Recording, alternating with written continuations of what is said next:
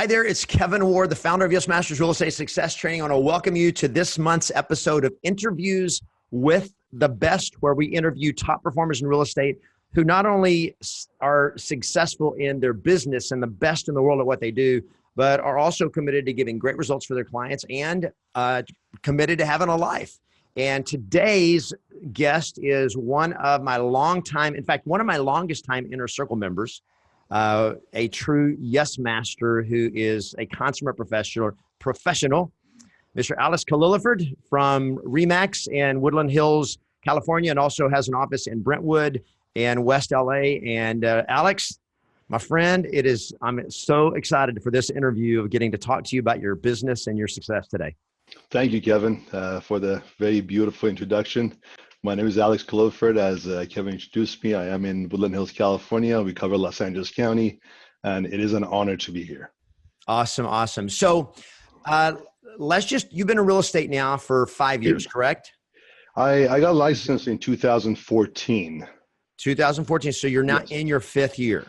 Yes, that is correct. All right. So tell us a little bit, just kind of give us an overview of your real estate path from the day when you get your license, just kind of how your business has grown from year 1, year 2, year 3, just kind of a quick overview of your business growth. Absolutely. So I got my license in 2014 and I started working. I started interviewing all these different brokers, and I made a decision to go with this Remax location in Sherman Oaks. And he was a wonderful guy. I'm actually still friends with him now, and he's in this office because they kind of merged together. And I would just go to the office, be on my laptop, be on eBay, and I had no idea what to do. I got a call once, and I got excited. I drove all the way to. It was really far. And then in Valencia, no pre-qualifying, nothing, no structures, we had no idea what that was doing. I mean, it was just the way it was. And that's pretty normal. That's the beauty of it. That's really normal. I mean, when you get your license. Right. You don't know what you're doing. Yeah, some brokers have very little training, but in general, it's great for mediocres and basics, and that's what it was. So I was just, after, 2, 3, 4 months, just hanging out in the office, being on eBay, and just really pretending, I would just put on my suit and really not, much going on. One of the agents in my office came and said, "Hey, do you want to go to a coaching event?" And to me, the definition of coaching was someone that, if you want to go to the gym, if you're looking for a personal trainer, and so on. So I'll just fast forward quickly. Anyways, so he showed a couple of your videos. I'm like, "Who's this guy?" And then I'm like, "Okay, cool, I'll come with you." And it was on one of those partner tickets that you offer. Yep. So I came in, I sat down all the way in the back with my cap on my laptop, and I was on eBay again. So you mentioned eBay now 3 times. Yeah.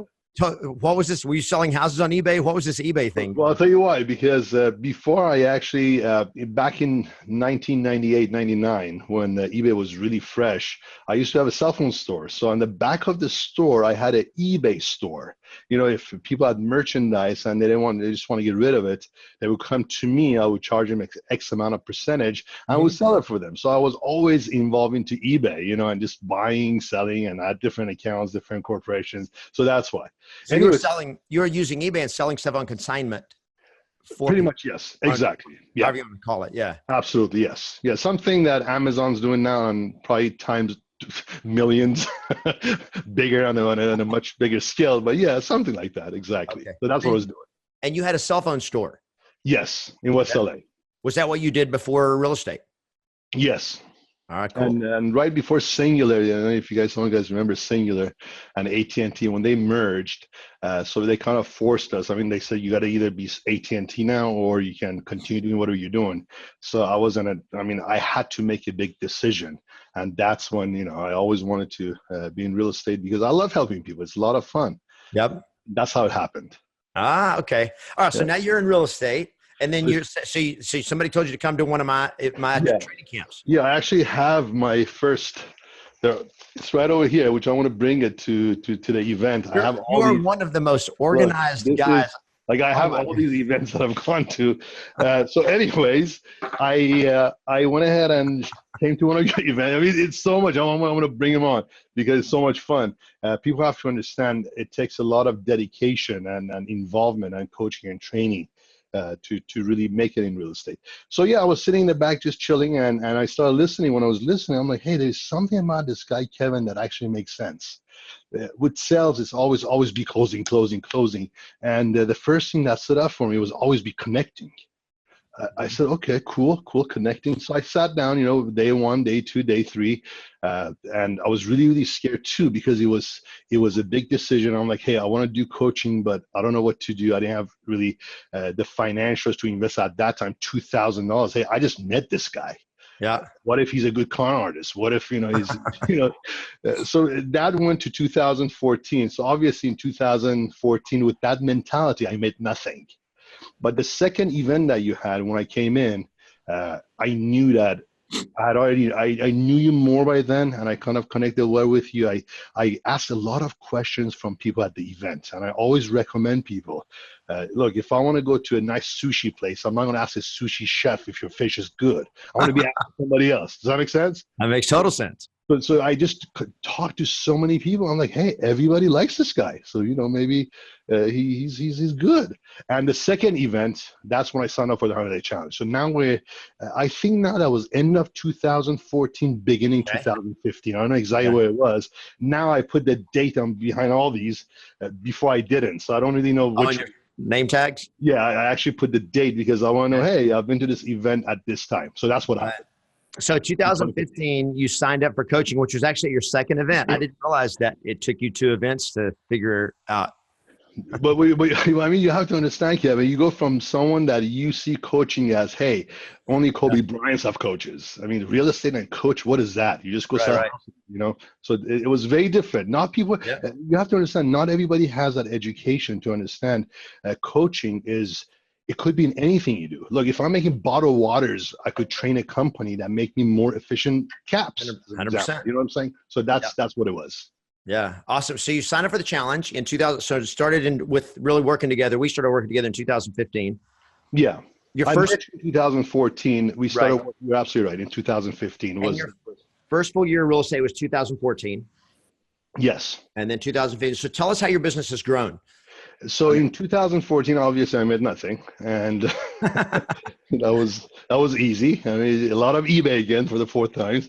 But in 2015, it was just still a lot of stuff, from expireds, FISBOs, and it's all about the mindset. That's why I love you very much, because you just hammer it in that it's how important that is for you to have the right mindset and surround yourself with the right people in 2015. I mean, that was just the foundation for me. Yeah. In 2015, meeting you brand new, and it was probably, I think it was April, from what I remember, that I actually signed up for the challenge. And that's usually, I think, when you have your events anyways, if I'm not mistaken.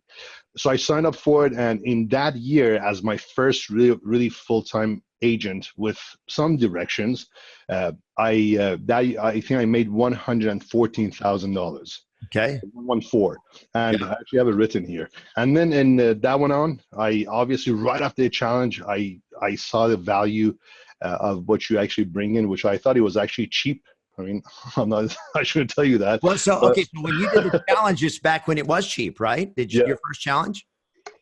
Even right now, it's cheap for how much value you're getting, my opinion. Yeah. But yes, to answer your question, it was back then. It was 1997. Or you have all the 97s. It was basically $2,000 for the challenge back in 2015, and today it's way more than twice that. Yeah, but it's also way more value. I mean, what you had before to what you have now, I feel that you have dramatically added different elements. I mean, you're always investing in yourself, which is another reason I like to stick with the Yes Masters, because when you add value to yourself, you share that with us. Mm-hmm. I mean, you have coaches, you spend $50,000, so many, I mean, God knows how, like Tim Adams, you actually bring them to many of the events to train us, which to me, it's like buy one, get 7 free. It's not just one thing. Am I making sense?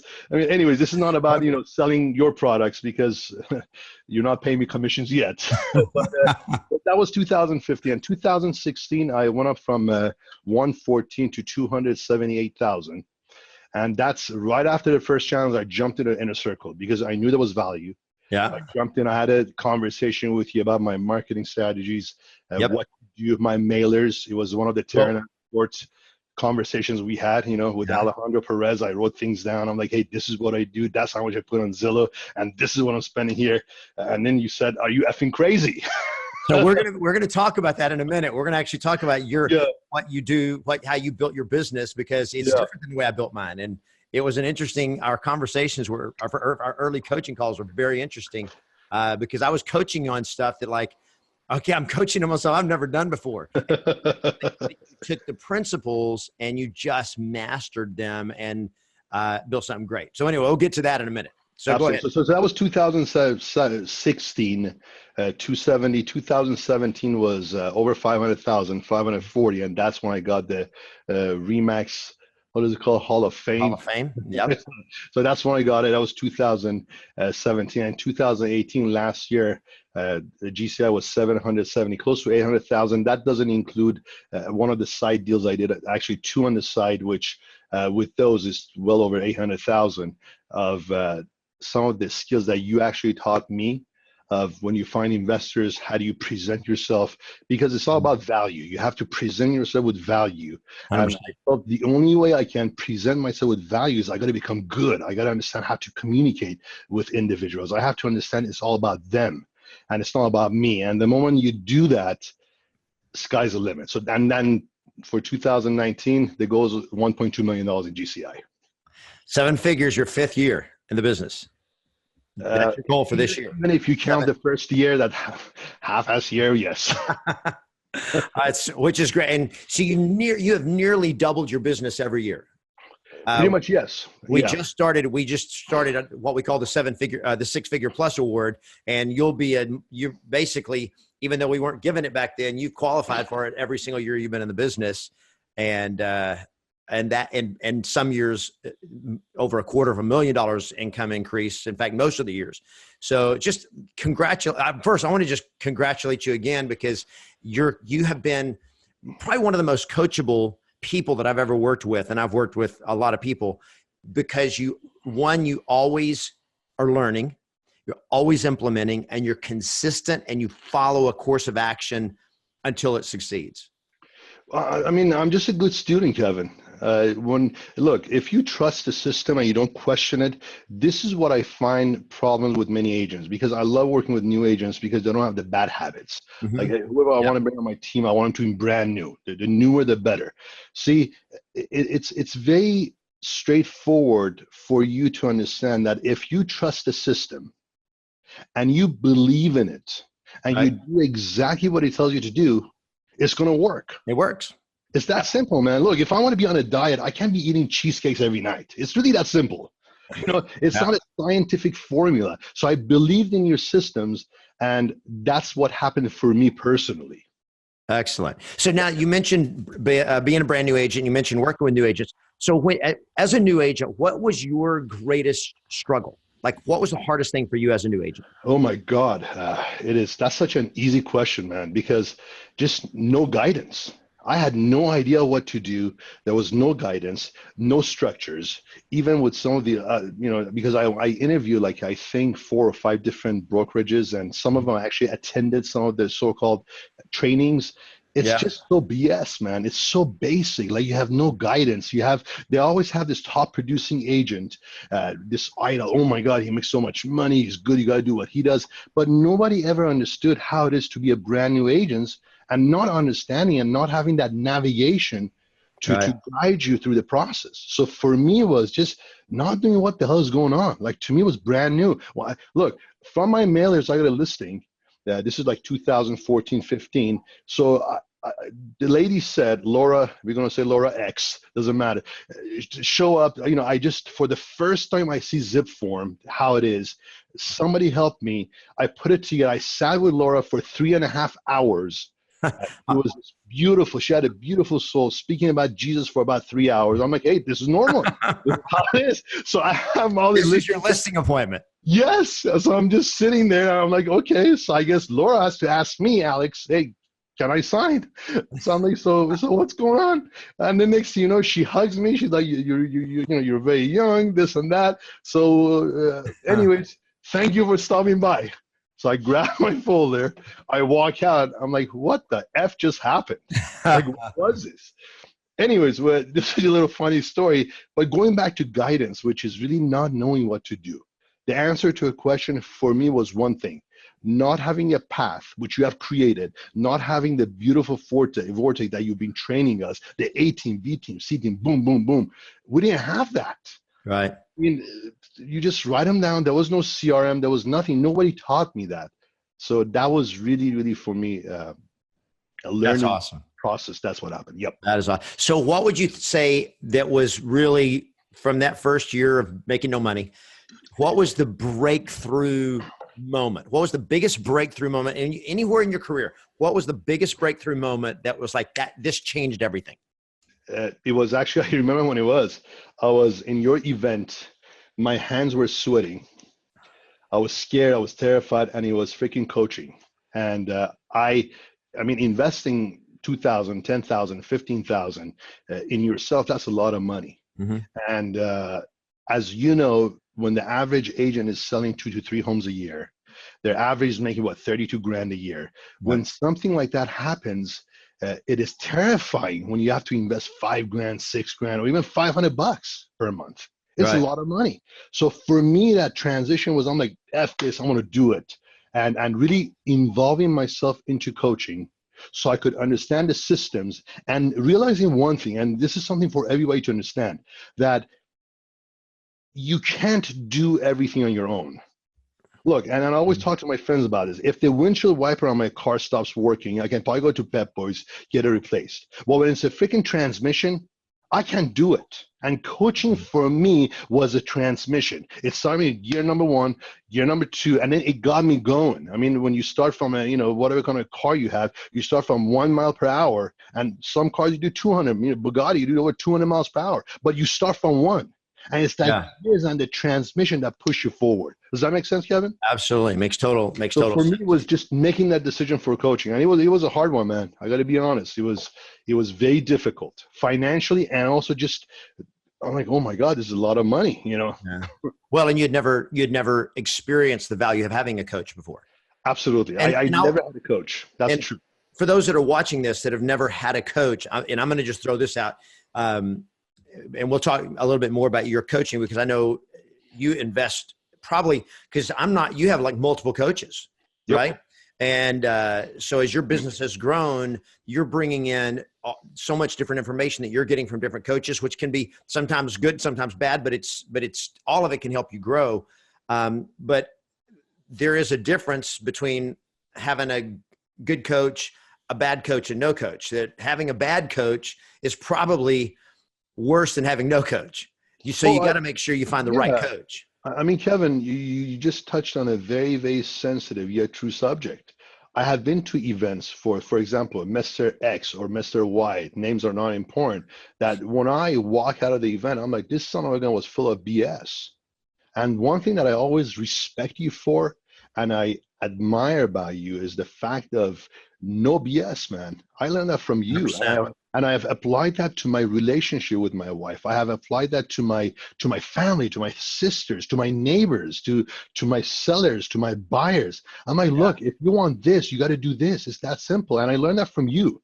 And that had nothing to do with real estate. I mean, think about it. That has absolutely nothing to do with real estate. Yeah. You know what I'm saying? Absolutely. It's just because that's the way I believe is I hated the first big thing I hated about real estate. It was all the BS. They told us, say this, the scripts they gave us, like we're so full of BS. Like, I'm a buyer for your home. Not going to do this. I'm not going to go that way. And that was a hard thing for me to figure out and hold on to that value. Absolutely. So 100%. I appreciate you mentioning that and that you can get yes without the BS. And that's why you build your business. I mean, look, everybody has to understand, you can't work with everyone, and you don't want to work with everyone. If someone's an a-hole, why the hell would you want to work with them?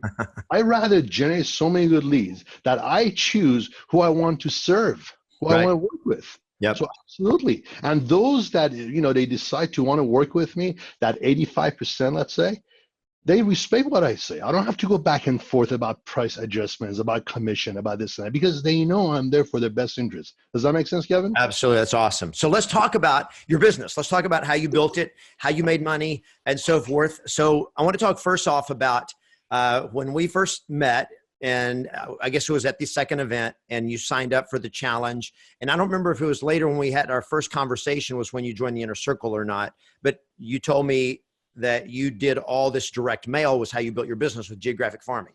Yeah, that was actually our first, just so you know where it was. I want to refresh your memory because I know refresh my memory on that. I'll tell you exactly where it was. It was at the Terranea, and it was the first because I signed up, and then at that event, when I signed up with Inner Circle, you guys, you had scheduled like in 10 days or in 5 days, whatever days, you had your event at Terranea. And I think it was the same weekend too, because back then you used to do them back to back. Like it was, I don't remember exactly what it was. It's not I don't remember exactly. But that was the event at the Terranea Resort here in LA. Okay, so that was your first Inner Circle mastermind with that we were together, and then that's when you told me that you were doing this direct mail was your primary way of you were doing lead generation. Which during the challenge you're also doing all the phone calling and prospecting and all that, but you built your business with direct mail, right? That's how you how you built it. So let's dive into that a little bit. Is how you've done that, and I think mainly because it's a traditional lead generation method in real estate is geographic farming, but it doesn't work for most agents. They fail at it. And you've had massive success in it. So tell us about how you've done it and then lay out for us. If somebody is saying, I want to build a geographic farm, I want to build my business this way or use it as an element of building my business, how do I do it? Well, in my opinion, you should only do and start doing geographic farming. You got to be already producing. I don't recommend for anyone to go and put stuff on their credit cards or borrow the money or thinking this is that magic bullet or that shiny shovel that, hey, I got this, is perfect now. I can go ahead and I found that, the secret of start pumping out some mailers and I'm going to start doing business. Because let me tell you what happened to me. When I did that in the beginning, because I started my farming in 2014, end of 2014, I didn't know you well. Right. So when leads would come in, they would call me. I did not have the expertise and the skills, A, to connect with them, and B, to be able to convert it. I didn't know what the hell I was doing. Right. So if you are given a lot of leads without a solid foundation, which again, it takes me back to coaching, then you have no clue what you're doing. Look, nowadays we can generate so many leads from Facebook. But if you don't know what to say, if what comes out of your mouth doesn't make sense, guess what? You're not going to be converting crap. And then you're going to blame Facebook. Then you're going to blame, I don't know, whatever platform you're using that they're giving you bad leads. Does that make sense? Yeah. So you're saying the geographic farming was the way you generated the lead, but it's what happens once you get to the lead that determines whether or not you get a client. Absolutely. I mean, look, you could go to Starbucks and get leads. You can go to wherever you want to connect with people. Geographic farming is just one out of the gazillion, I don't know, 20 different methods, 50 different methods that they can get leads. 100%.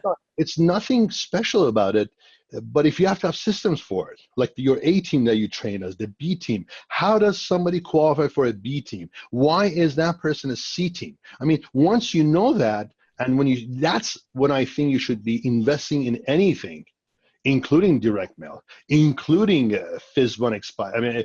including Facebook.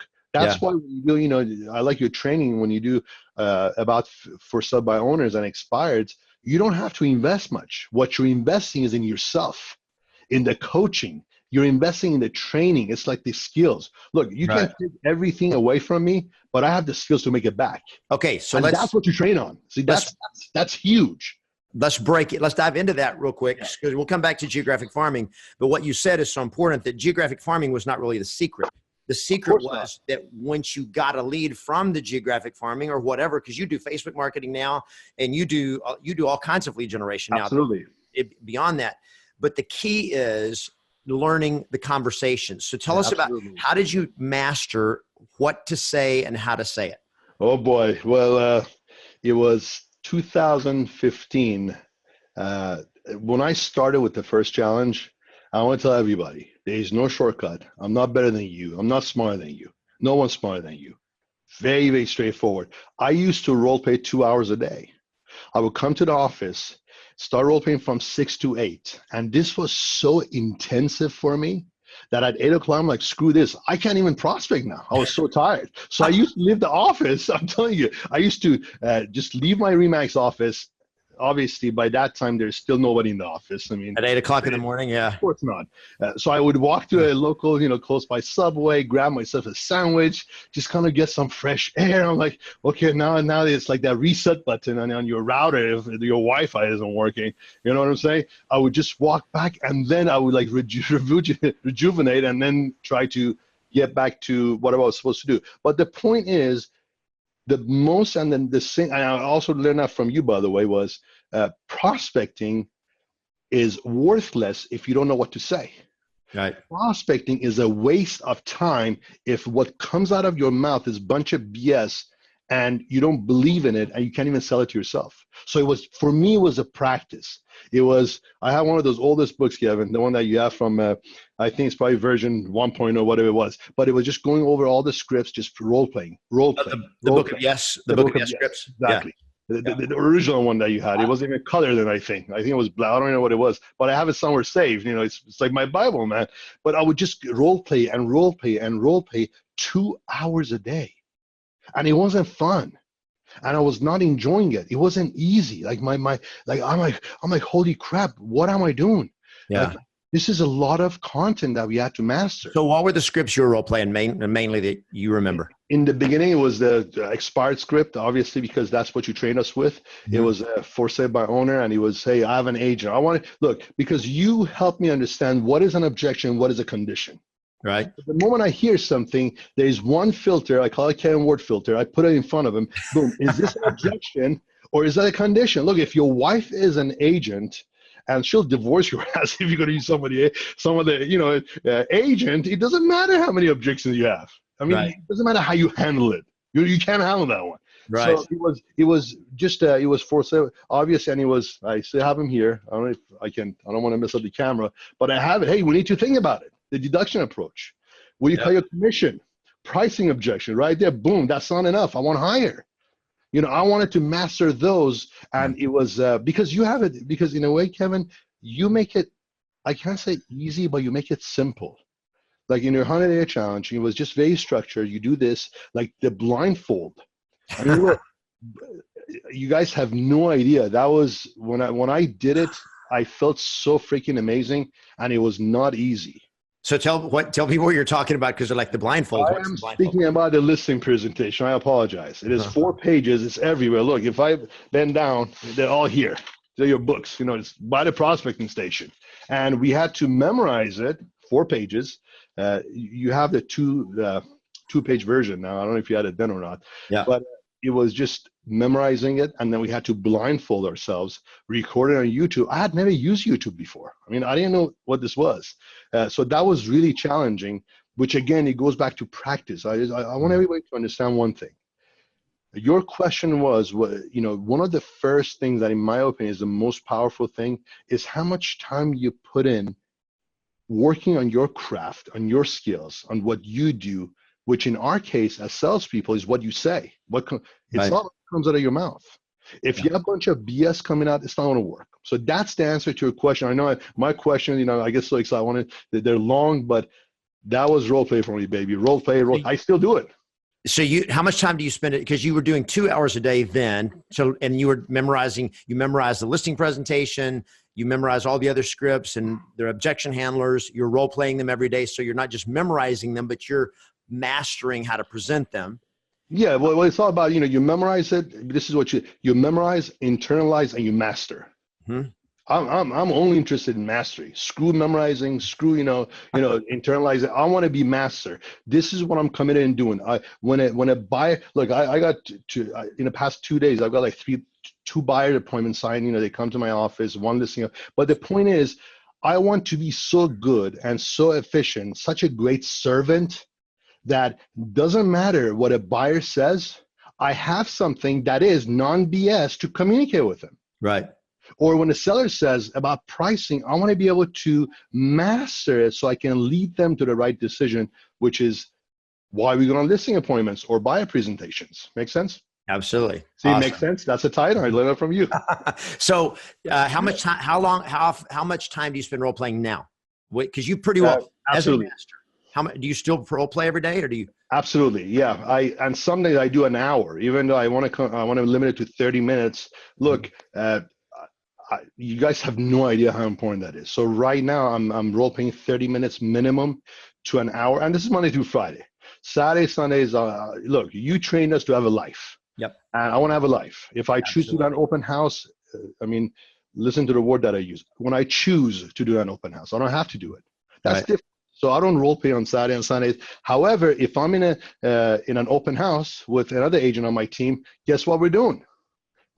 Welcome, come on in. Are you working? You know, we're like practice in a way. I guess now when I think about it, I do a halfway role play. You know, in open houses when we have time between clients, and so on. It's game on. I love it. Okay, so let's go back now to geographic farming. Yeah.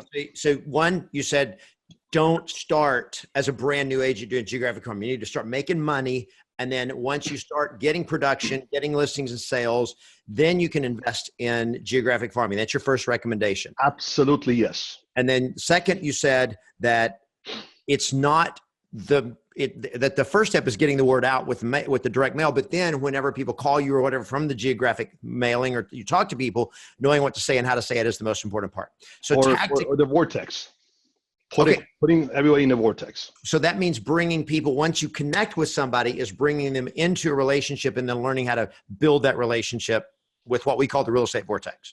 Exactly. Okay, cool.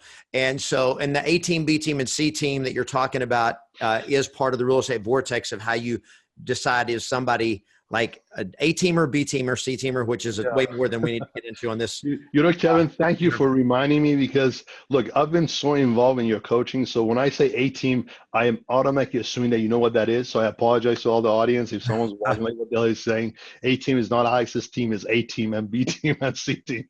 It's some of the Vortex, the real estate Vortex that Kevin has been like hammering into our head. Like, you got to do it this way, you got to do it this way. And look, I get a listing from 3 years ago. Easy, because of the Vortex, because they have a home. I have systems for them, which is the real estate Vortex, which is amazing. And it's easy, which is simple. Which is how you build a relationship with people, maintain a relationship with people, maintain top of mind awareness, so that when they are ready to buy or sell, they're calling Alex. Exactly. All right. So now let's go back to the geographic farming. Tell us, do you remember? So in our first conversation, what did I tell you? What did I say was the most important measure of whether it was succeeding or not? You remember that?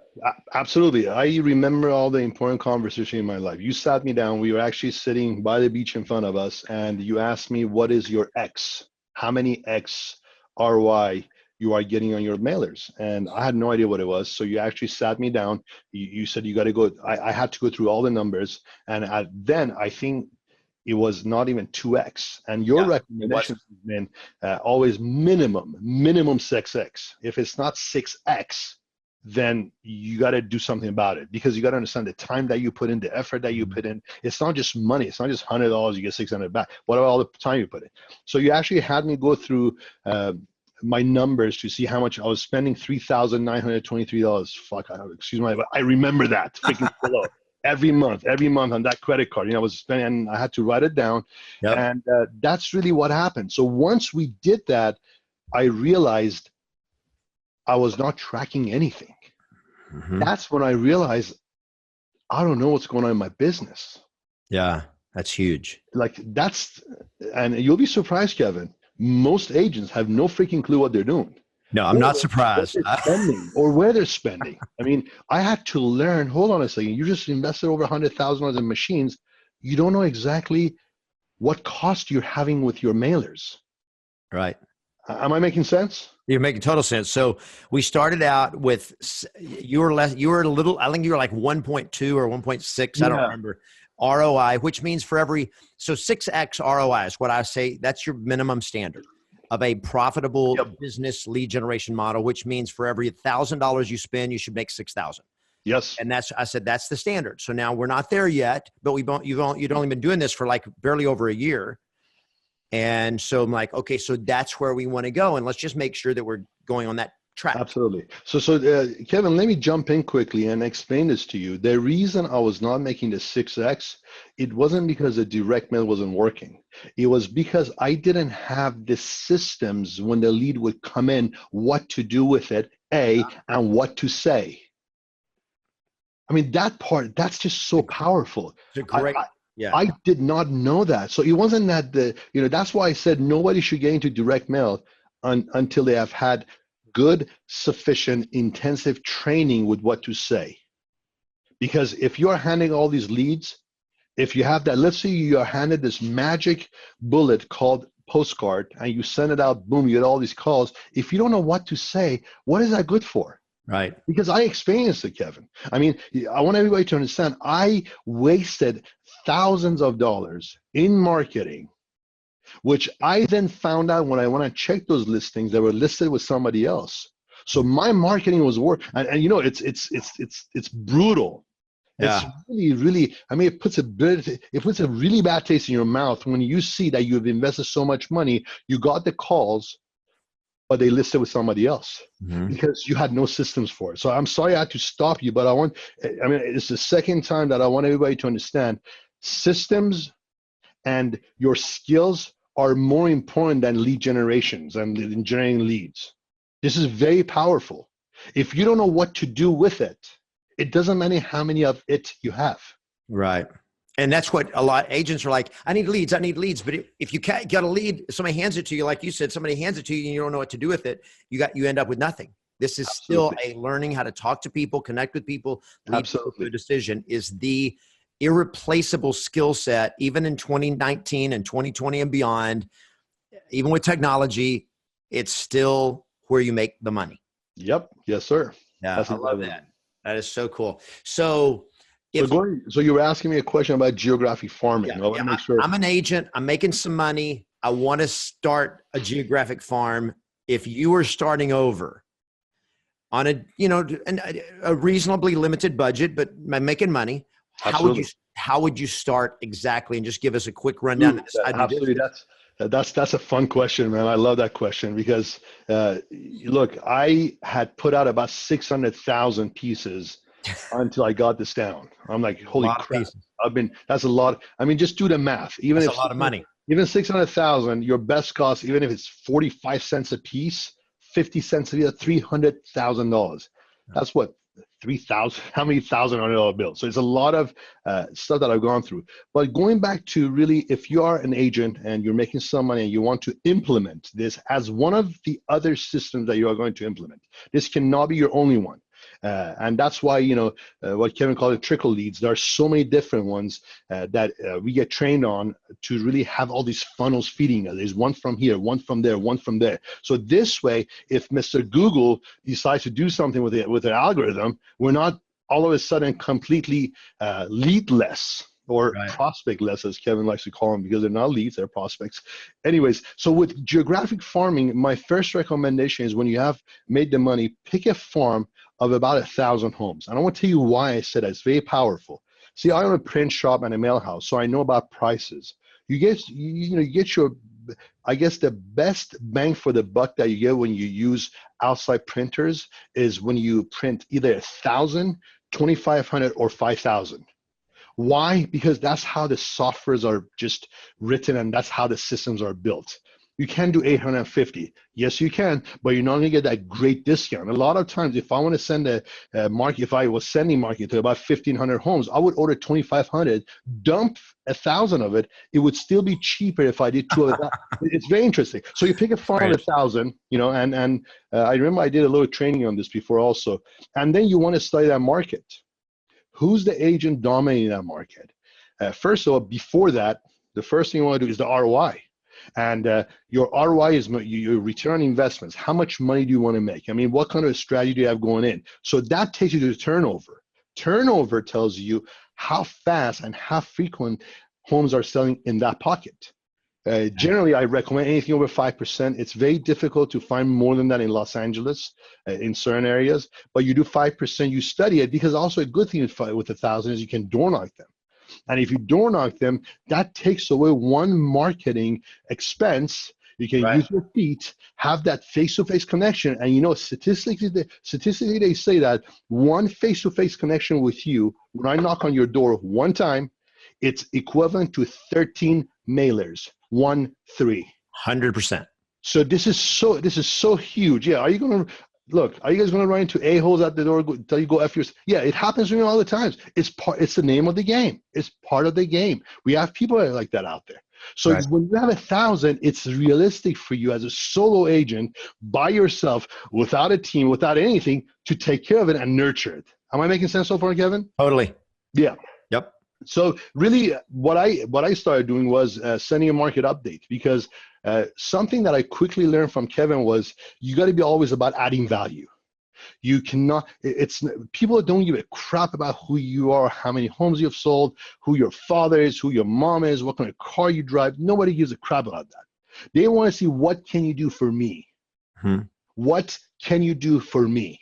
So when you add value to people, you are automatically helping them, upping their game, upping their scan, for them to understand exactly what's going on in the market. So that's how you add value to them.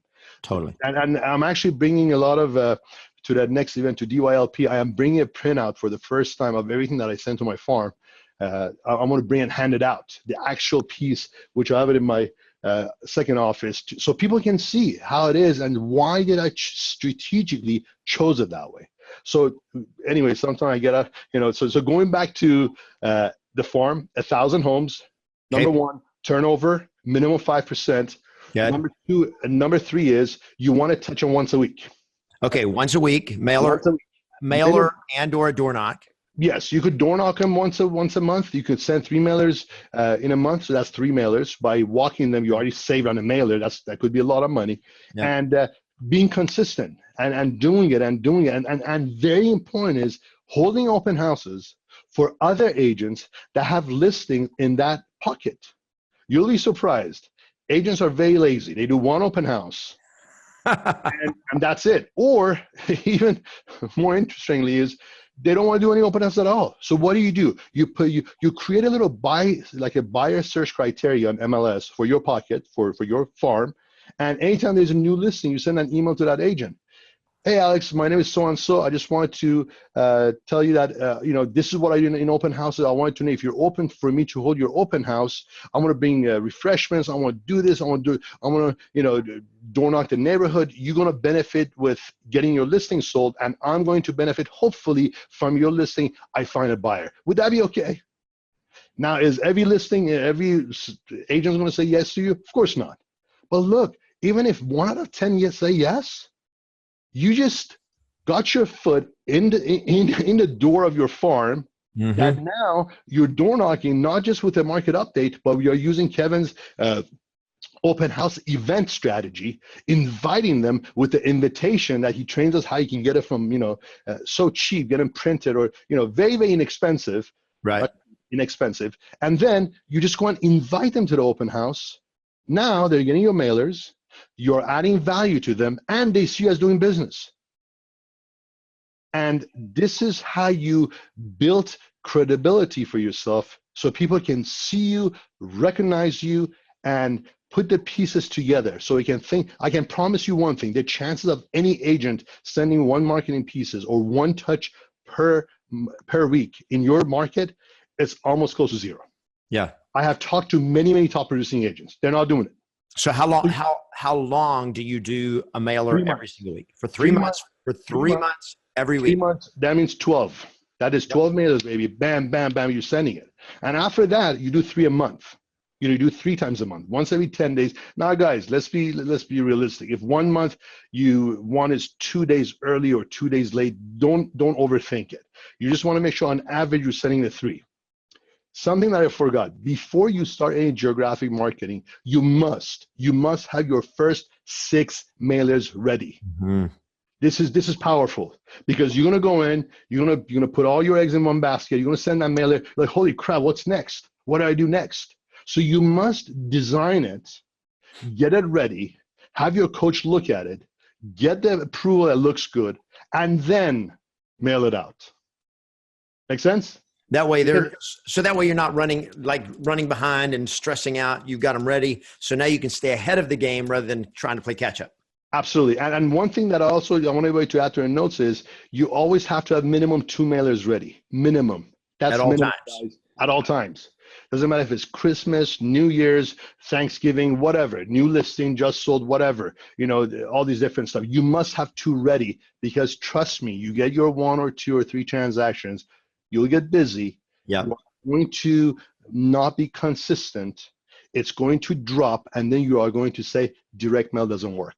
Right. Facebook doesn't work. That doesn't work. Does that make sense? So the obvious magic to this is just your consistency. How long must I commit to do a geographic farm before it makes sense? 6 to 18 months of nothing. So plan on 6 to 18 months before I make a dime. Yes, sir. Exactly. So if I'm not committed to doing this for at least 2 years, I might as well not start. That's exactly why I mentioned if you're not already making money in real estate, yep, and you're not investing the money that you are making into direct mail, you shouldn't do it. You're absolutely right. Yeah. Because look, I have 3 farms right now. Every farm, every area that I target is very different. You have different races, different ethnicities, different backgrounds. You have condos. Now you have single families. They're completely different. Mm-hmm. So you can't go in with like, oh my God, 6 months. Yeah, I want to put in my money for 6 months. No, look, I have one farm right now that I've invested with somebody else over 300,000. And believe it or not, we are getting ready to pull the plug on it. Why? Because the experience that I had 3.5 years ago, it's not what I have today. I would have not started at one farm. We call it Farm X. Location is not important because I didn't know what I was doing. I didn't know, okay, well, maybe I should look at the ROI or the turnover, or what kind of people are there? Are they condos? Are they homes? And it's just not getting the ROI that you expect. Absolutely. Absolutely. It's just not there. So I love the fact that you're playing at a level that the way you just started, you played at a level most people never get to. Because they're like, you spent how much in that? So I want to move on here to a couple of other things that are really, really critical, because you built it with geographic farming was one of your key cornerstone sources of lead generation. You still have multiple lead generation sources, which you've always done. And I think it's more critical than ever before. Let's talk about a couple other things. One, I want to talk about listings and how you built your listing business, because you've done something that very, very few top real estate agents have done. And that is you have never had a listing not sell. You sell every single listing you take. Yep. How in the world do you sell every single, and even over the last year when the market has started slowing down, you still sold every single listing. How do you do that? What do you do different than other agents that says, I just sell every single listing I take for top dollar? How do you do it? It's actually very simple. There are 4 things that you have trained us that makes every listing sellable. And I'll just go through it briefly. Number 1 is you price them well. Mm-hmm. Number 2 is you take beautiful pictures, you put on MLS. Number 3 is you make him show really good when somebody's showing them. And number 4 is you make him easy to show. No appointments, none of that crap. You make it easier. Agents are very lazy. So when you have those 4 check marked for every transaction when you want to get into, it's going to sell. Look, guys, if God forbid there is a fire, if there's an earthquake, if there's something happens, that is not in your control. But if you follow the basics and you know how to communicate with your sellers, it's not that difficult. And the key and the most important thing for me has been from your training that I've always taken away with me is just be straightforward with them. We don't want to tell clients what they want to hear. And believe it or not, when I'm sitting at a listing appointment with you and I look at you dead in the eye and I say, look, Kevin, I have 2 options here right now. Number 1 is for me to tell you what you want to hear so I can get your signature and walk out of here with the listing. Or option number 2 is for me to tell you a truth so you can get the result that you want. Which one do you want? When you do that, and you mean it, and you're genuine, and you have the track record, what do you think the answer is going to be? Well, of course, tell me the truth. I'm like, okay, truth. Absolutely. Truth, this is what you wanted. That is how much the other home sold because of blah, blah, blah. It's better than yours, or it doesn't matter. Now, if you want to make this move and get to San Diego or to Colorado, wherever you're going, this is the strategy that we have. Being straightforward, Kevin. And this is so simple. Guys, I feel most of us feel we have to BS to get the result we want. We don't have to. That's something I learned from the Yes Master and the coaching, and I use the same strategy with my wife. If I want something, I'm very straightforward. With my mom, we're Persian, and sometimes some of the food they make, is very, very greasy. I'm like, Mom, look, if you're gonna make that, my favorite dish, and it has a lot of oil, I'm gonna take it from you, but I don't want to trash it. Do you want that? It's like, and then, but she respects it, and next time, guess what happens? You train people. Yeah. So going back to how it is, because people always ask me, I can advertise and say I sell 100% of my listings, and I can do it all day long. You guys can check my MLS. It's public information anyways. Yeah. Following the 4 steps and being straightforward. It actually works. Well, it's been working for me. I mean, look, and let me add something else to this, Kevin, because we are in a shifting market in Los Angeles. My listings are taking longer to sell.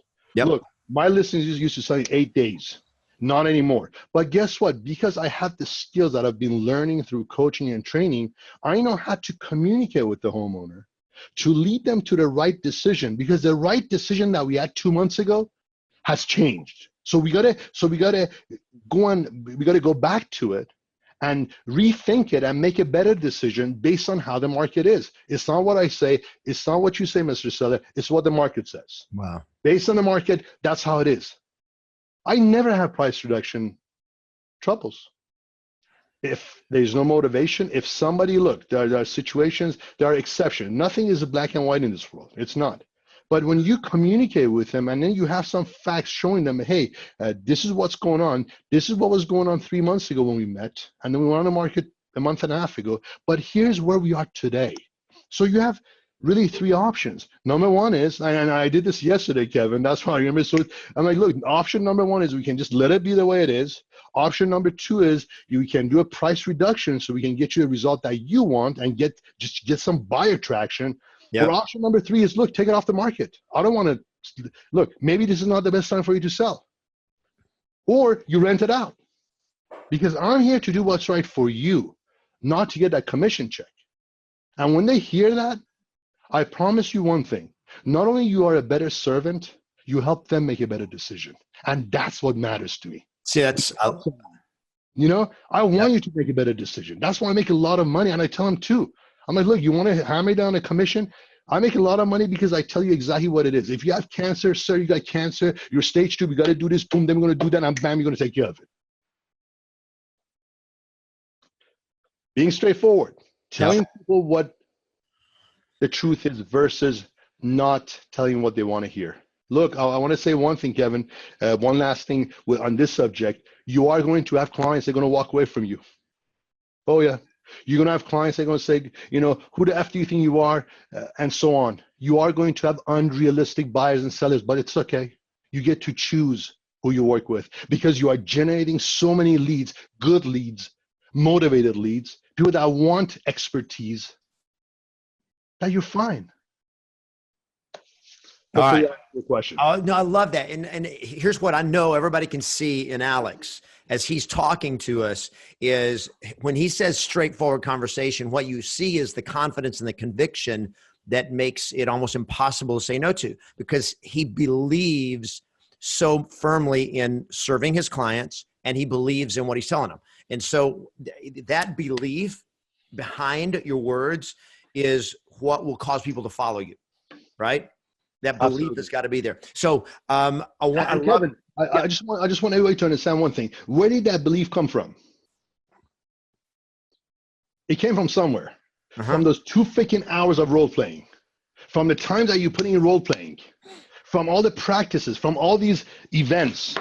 It's not just, hey, I'm not smarter than anybody. I'm not better than anybody. I just put in the time. I work, and I work. I just want to put it in there. You out-train everybody. That's all it is. And then you outperform everybody. Exactly. Look, I'm the first that comes into the office. I turn on the lights. And I turn off the lights when I leave.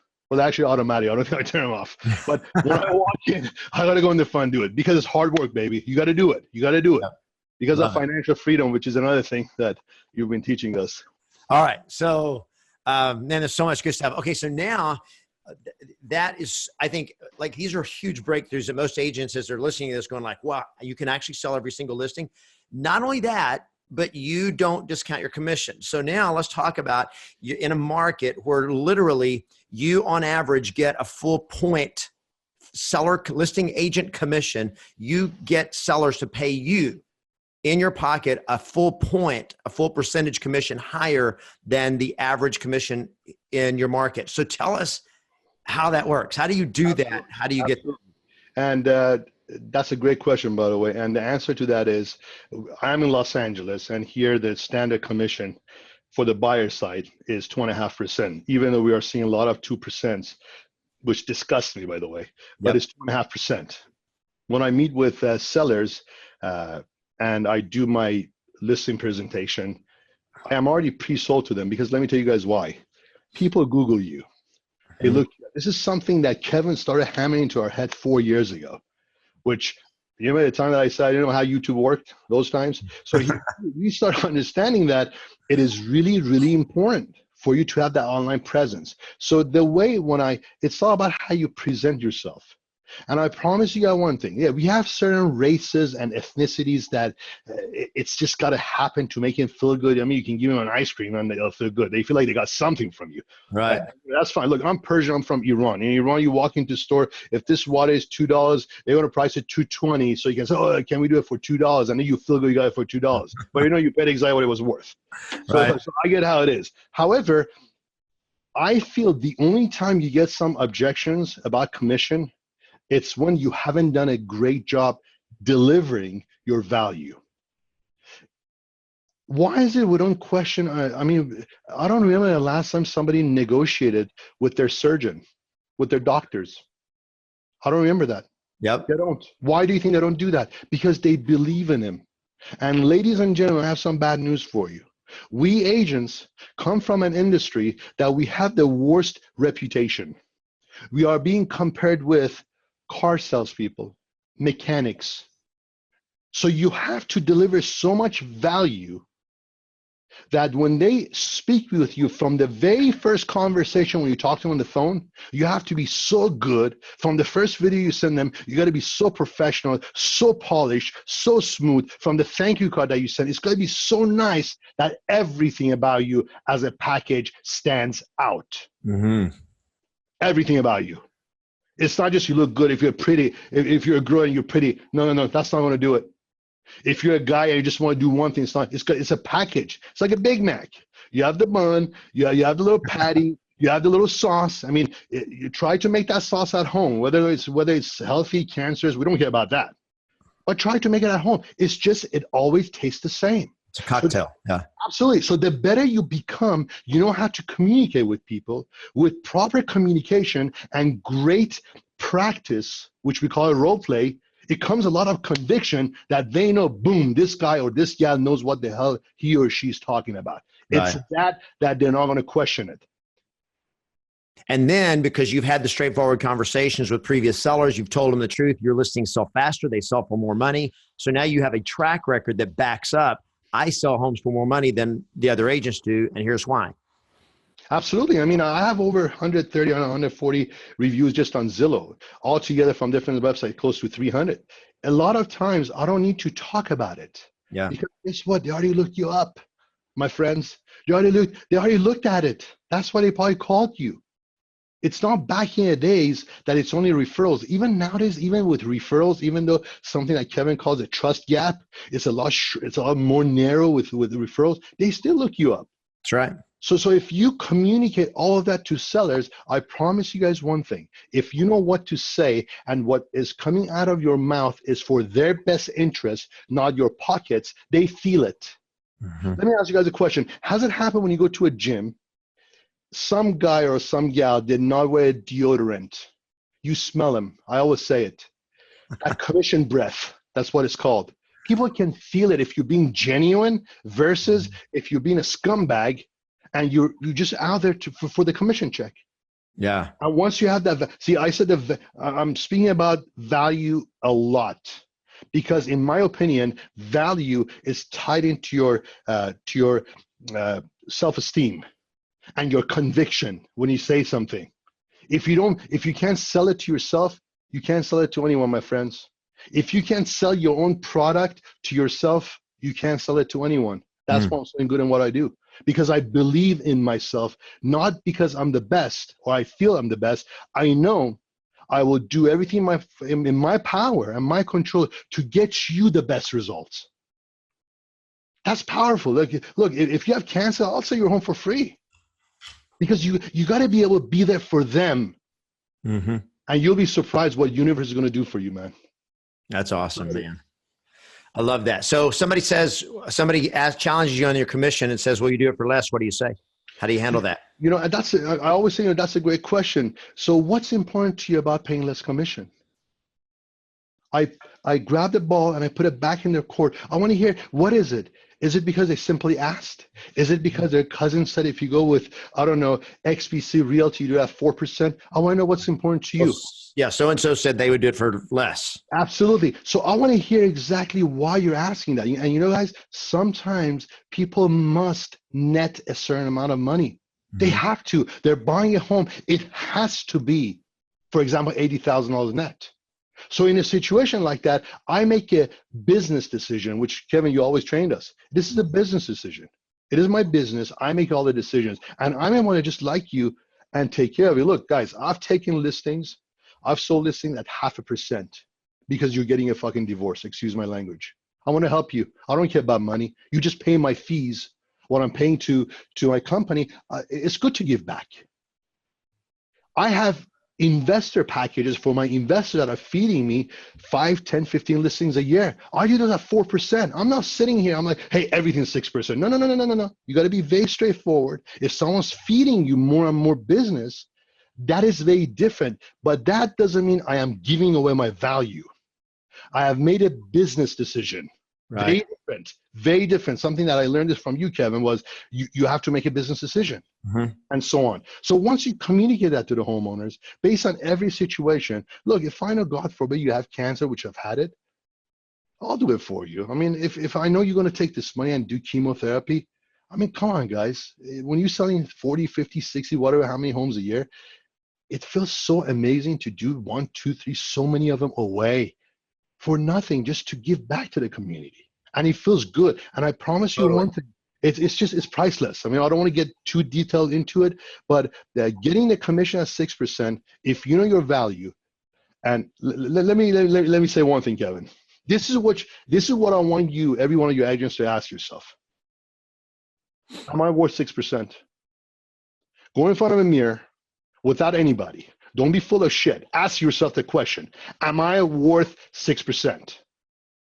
If you start stuttering and you don't believe in it, guess what? You'll be getting a lot of those objections, my friends. Yep. That's simple. Yep. And that's your belief is what feeds their belief in what your 100%. Value is. Yes, sir. 100%, Kevin. That's exactly what it is. Because I know I'm going to do whatever it takes to give you such a service that I want. Look, I want to do such a good job for you that you ask me to my Zillow profile, that you want to write me a review instead of me emailing you to write me a review. Love it. I'm committed to that. That is awesome. That's all it is. You have given us so much here, Alex, that it's crazy. I'm like, there's so many things. I've still got a list of things here I want to ask you about.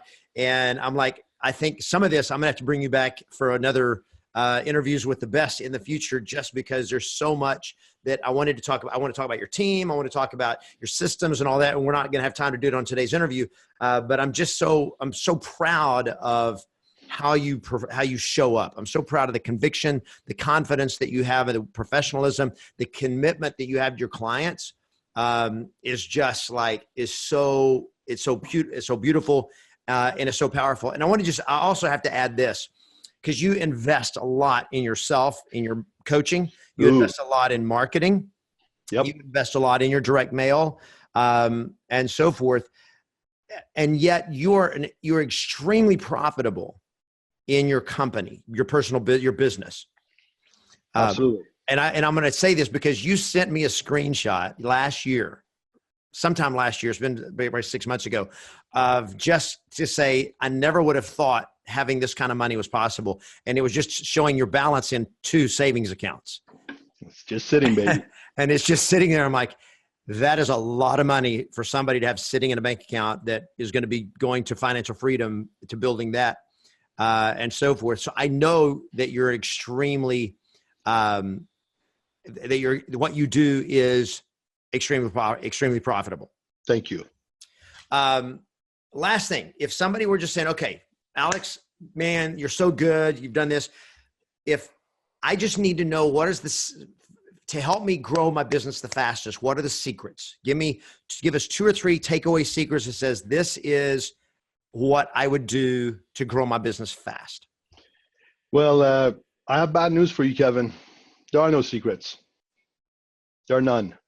The number one and the most important thing that somebody has to do, a licensed agent, is get yourself a coach. Doesn't have to be Kevin, whoever it is. Do your research. I think Kevin's the best. That's what I think. You can think whatever you want. But get yourself a coach, of course, so you can have that guidance. Guys, I don't know, some of you maybe not that old. You know, back in it is a Thomas guide that we had to go to gas stations, the big map. So Thomas Guide was a big map book. The big map. It was a book. Gas stations would sell it from, and then you had to open it. You know, I used to work at a gas station, so I know how it is. I used to help you. I always love helping people. Pay $2-3 and go from point A to point B. Now, a coach is a navigation, a good coach, not a coach that trains you on crap. A coach that trains you on what to do and what to say to get the result you want and they want. Everybody wins. You make money, they get what they want, everyone's happy. So the only thing that I recommend is not direct mail. It's not for you to go to no hacking freaking event. None of that. It's very, very simple. And that is, let me see what happened to. Yeah, I think we just lost your light. No, it's okay. No, it's made in China anyway. I thought you went to a witness protection program. All of a sudden it's like.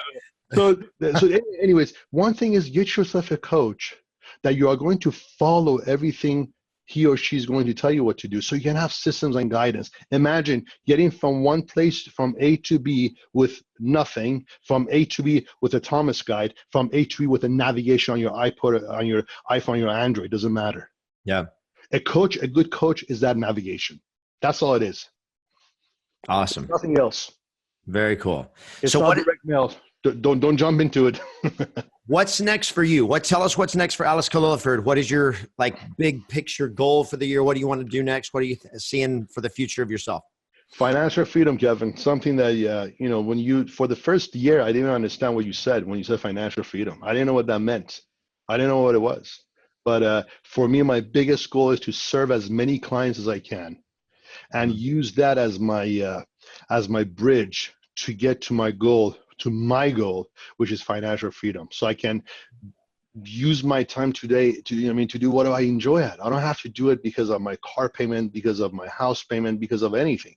So my goal is financial freedom, which you actually have given us the plan and exactly what we got to do. We already know what to do. It's just a matter of time. Look, you can't plant a seed tonight and tomorrow have an apple. Right. It's a process, and you have that process.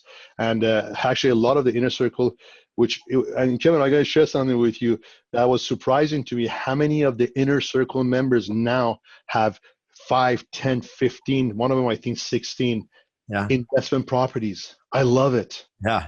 And yeah, we actually, so if you watch in our inner circle, we have a school board, and we have tens of millions of dollars in assets that inner circle members have as they're building their financial freedom. So it's really cool to watch and inspiring to everybody to watch each other's portfolio grow as you get toward financial freedom. But I love the fact that you have clarity about that, that you love what you do.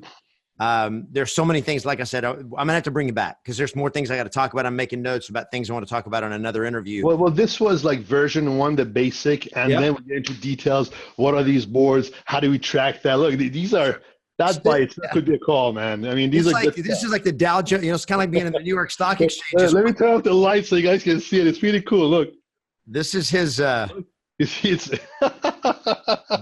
are how he runs his business, literally runs his business on these monitors and boards.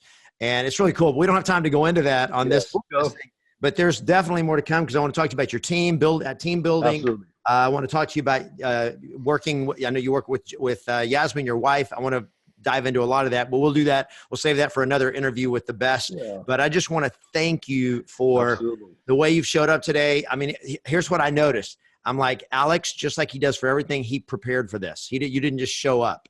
And the preparation that you've done for this interview is just a reflection of the way you prepare for mastery and greatness in your business, and it's shown up in your success. Let me show something to you, Kevin.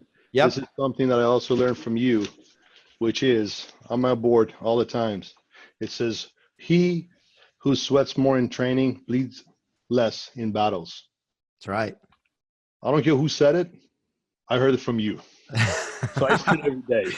Awesome. That's great, man. Well, Alex, thank you so much for sharing yourself and your story with us today and the secrets, which are not, of your success. Again, proud of you. And I'll be spending time together this next week at our next W. You're listening to our training. Excited. I will look forward to seeing you there. And again, thanks for your contribution to the industry. My pleasure. Thanks, brother. Thank you, Kevin. We'll talk soon.